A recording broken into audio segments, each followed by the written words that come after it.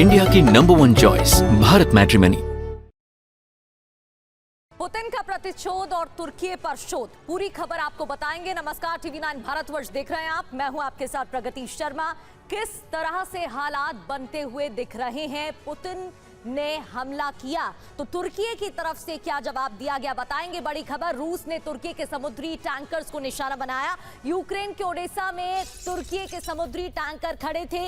रूस ने ओडेसा के पोर्ट में मिसाइल हमला किया है। तो चोर्नोमोर्स्क में मिसाइल अटैक हुआ और हमले के बाद टैंकर में भीषण आग लग गई।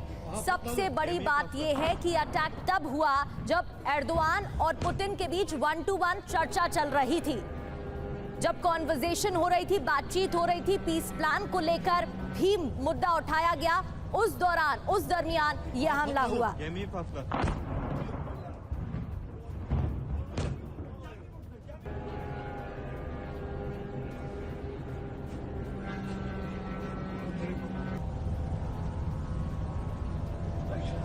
Patladı. Gemiyi patlattı.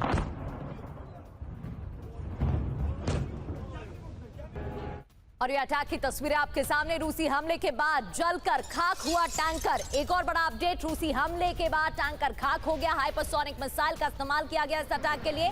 जिस वक्त ये हमला हुआ उस वक्त पुतिन एर्दोगन की बैठक चल रही थी, दोनों के बीच 1-to-1 बातचीत हो रही थी।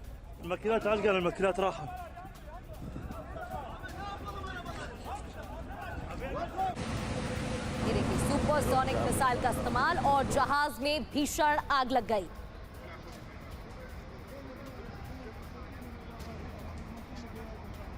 ये तस्वीरें उस जहाज की दिखा रहे हैं जहां टारगेट कर हमला किया गया। कल एर्दोगन और पुतिन के बीच मीटिंग हो रही थी और उसी दौरान यह अटैक हुआ। लेकिन सवाल यह है कि दोस्ती के बावजूद यह अटैक क्यों? पुतिन ने दोस्त तुर्की को नुकसान पहुंचाया, लेकिन आखिर क्यों? ओडेसा के आसमान पर मंडराई हाइपरसोनिक मिसाइल। स्थानीय लोगों ने मिसाइल का वीडियो भी तैयार किया। हाइपरसोनिक मिसाइल से पोर्ट पर खड़े टैंकर पर अटैक किया। जहाज तुर्की की कंपनी सेना क्रोरो का था और रूसी मिसाइल हमले से तुर्की का जहाज बुरी तरह से तबाह हो गया, जलकर खाक हो गया, जिसकी तस्वीरें आप देख रहे थे।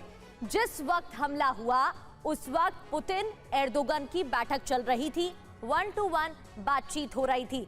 बढ़ते आगे, वालदाई समिट में इसी साल पुतिन ने कहा था कि एक नया वर्ल्ड ऑर्डर आकार ले रहा है। अब वो धरातल पर नजर आने लगा है, क्योंकि पुतिन के कूटनीतिक वार से एक साथ कई चमत्कार हुए हैं। डोनाल्ड ट्रंप यूरोप और यूक्रेन से दूरी बना रहे हैं। नाटो से अलग होने की तैयारी हो रही है।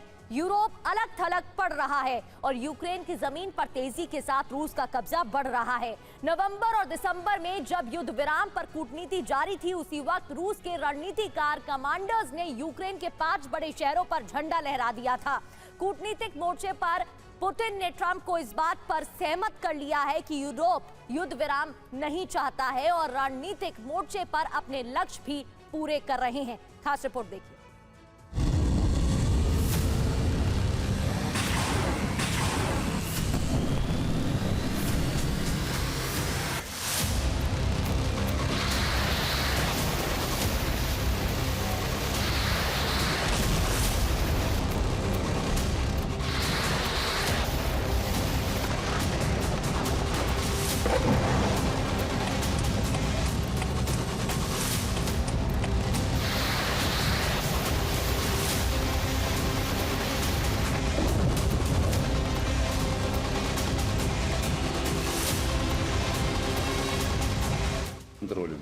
Освобожден город Северск। रूसियों को लंबे युद्ध लड़ने में महारत हासिल है।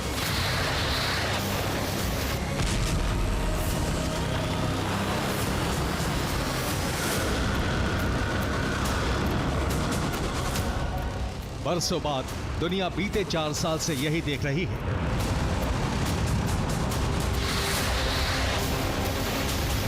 अमेरिकी राष्ट्रपति डोनाल्ड ट्रंप युद्ध विराम के लिए उतावले हैं, लेकिन पुतिन की रणनीति और कूटनीति एक साथ जारी है।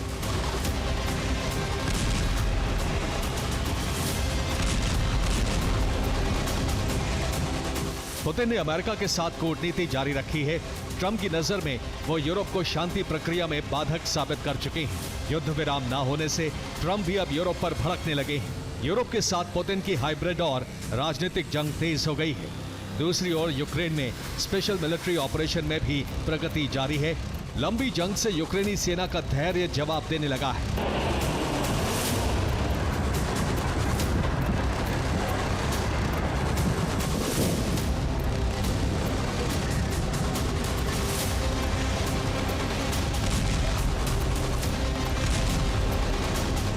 लेकिन रूसी सेना का मनोबल 24 फरवरी 2022 जैसा ही है, क्योंकि यूक्रेन की जमीन पर रूसी सेना निरंतर आगे बढ़ रही है।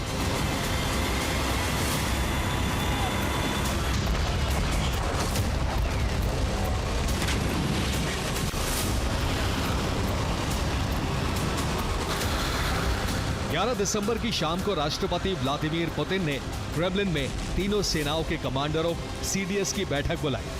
इस बैठक में सीडीएस से लेकर सेवर्स्क शहर जीतने वाली कंपनी के कमांडर भी शामिल हुए।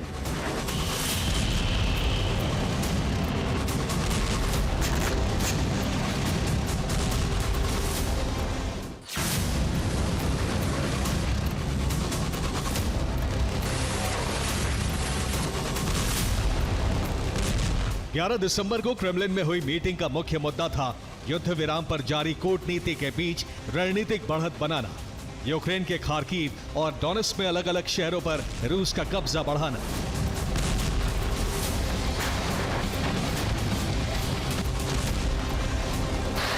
पुतिन ने जैसे आदेश तीनों सेनाओं को दिए थे वैसा हो भी रहा है। नवंबर और दिसंबर में पुतिन की फौज ने यूक्रेन में बहुत बड़ी बढ़त हासिल की है।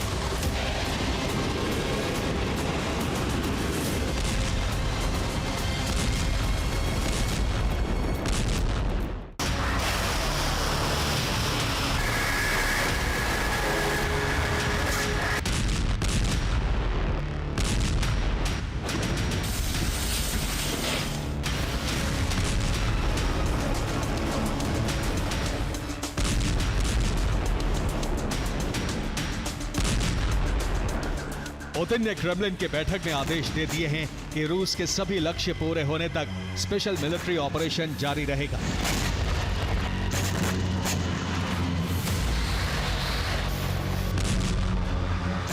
यूक्रेन और यूरोप युद्ध विराम से बच रहे हैं और ये रूस के लिए मौका है। रूस तेजी से जमीन कब्जाने में जुटा है और यूरोप यूक्रेन के हट से ट्रंप अब भड़क उठे हैं।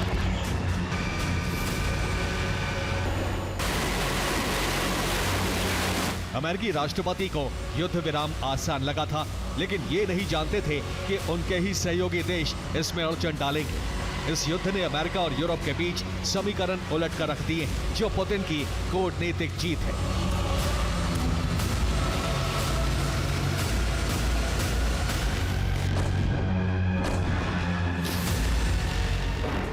क्योंकि ट्रंप खुद कहने लगे हैं कि वो यूरोप यूक्रेन से निराश हो चुके हैं। ज़ेलेंस्की के हट के चलते ट्रंप यूक्रेन से दूरी बनाने लगे हैं। यूरोपीय सुरक्षा का कवच कहा जाने वाला अमेरिका अब उससे भी दूरी बना रहा है। अमेरिकी संसद में नेटो से अलग होने का प्रस्ताव रखा जा चुका है।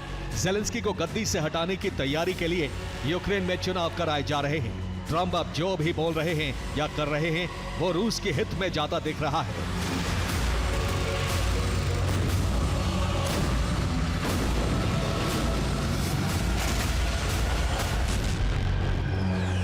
सब कुछ वही हो रहा है जो पुतिन चाहते थे, यानी यूक्रेन की जमीन नेटो पर बैन, यूरोप और अमेरिका के बीच दूरी।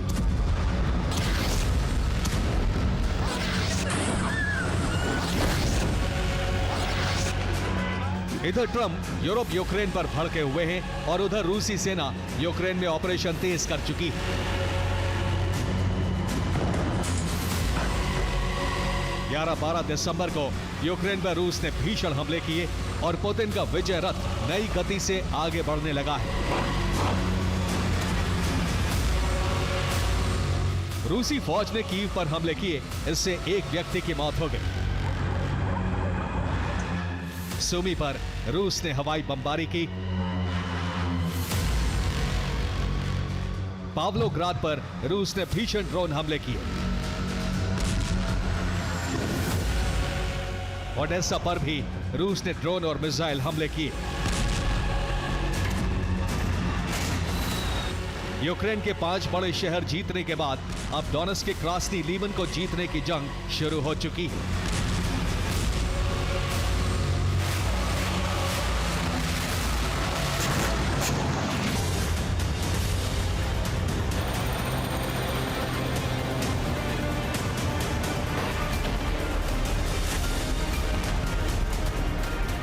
यूक्रेन के हाथ से डोनेट्स्क का छठा शहर जाने के कगार पर है।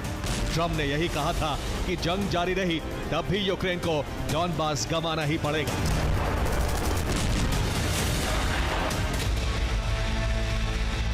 यूक्रेन इस जिद पर अड़ा रहा कि जमीन नहीं छोड़ी जाएगी। नतीजा यह है कि अब अमेरिका भी दूर हो रहा है और जमीन भी जा रही है, जो पुतिन की जीत ही है। इस तरह रणनीति से लेकर कूटनीति के स्टेज तक पुतिन मास्टर स्ट्रोक लगा चुके हैं। इसका असर यूक्रेन, यूरोप और अमेरिका के रिश्तों में साफ नजर आ रहा है।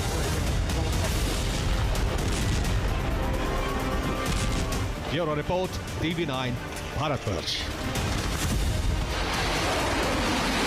इंडिया की नंबर 1 चॉइस भारत मैट्रिमनी।